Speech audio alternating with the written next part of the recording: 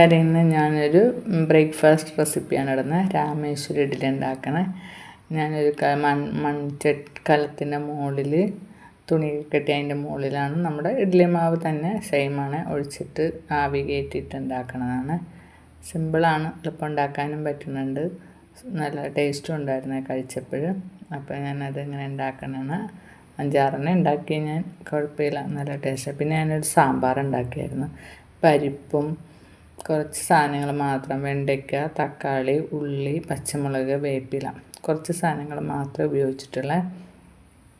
പരിപ്പ് ഞാൻ കുക്കറിൽ വേവിച്ച് പിന്നെ ഒരു പാൻ അടുപ്പത്ത് വെച്ചിട്ട് അതിലേക്ക് കുറച്ച് കടുക്, വറ്റൽമുളക്, കുറച്ച് വേപ്പില നമ്മുടെ വീട്ടിലുള്ളതാണ്, വേപ്പിലയും കൂടി ഇട്ടിട്ട് പിന്നെ ചെറിയ ഉള്ളി 1-2 മിനിറ്റ് വാട്ടി അതിന് ശേഷം അതിലേക്ക് വെണ്ടയ്ക്കയും കൂടി ചേർത്തിട്ട് നമ്മൾ വെണ്ടയ്ക്കയും ഉള്ളിയും കൂടി നല്ലപോലെ ഒന്ന് വഴറ്റിയെടുക്കണം. 2 പച്ചമുളക്.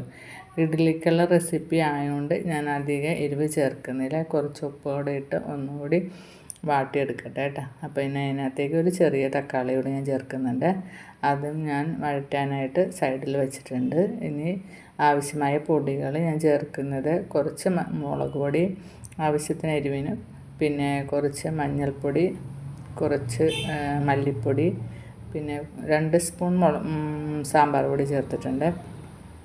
മറ്റുള്ള പൊടികളൊക്കെ ഞാൻ കുറച്ച് ചേർത്തുള്ളൂ. എരിവ് കുറച്ച് മതി ഇഡ്ഡലിക്ക് ആയതുകൊണ്ട്. കുറച്ച് ഉപ്പും കൂടി അതിന് വേണ്ടിയിട്ട് ഞാൻ കുറച്ച് ഉപ്പ് കൂടി ചേർത്തിട്ടുണ്ട് കേട്ടോ. എന്നിട്ട് നല്ലപോലെ ഒന്ന് വഴറ്റിയെടുക്കണം. തക്കാളിയും കൂടി ഒന്ന് വെന്ത് വരണമല്ലോ.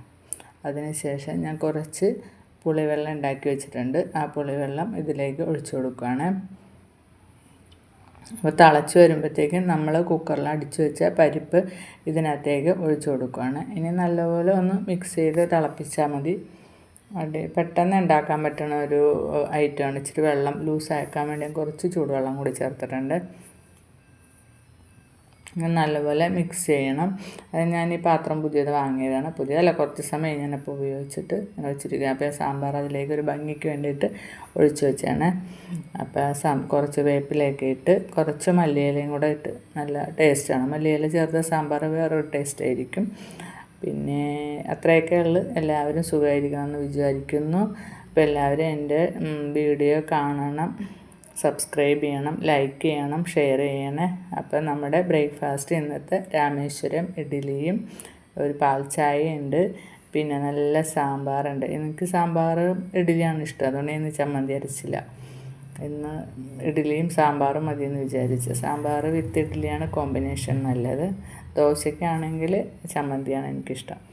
അപ്പോൾ എല്ലാവരും സുഖമായിരിക്കുമെന്ന് വിചാരിക്കുന്നു. അപ്പോൾ നമ്മൾ കഴിച്ചു നോക്കട്ടെ കേട്ടോ.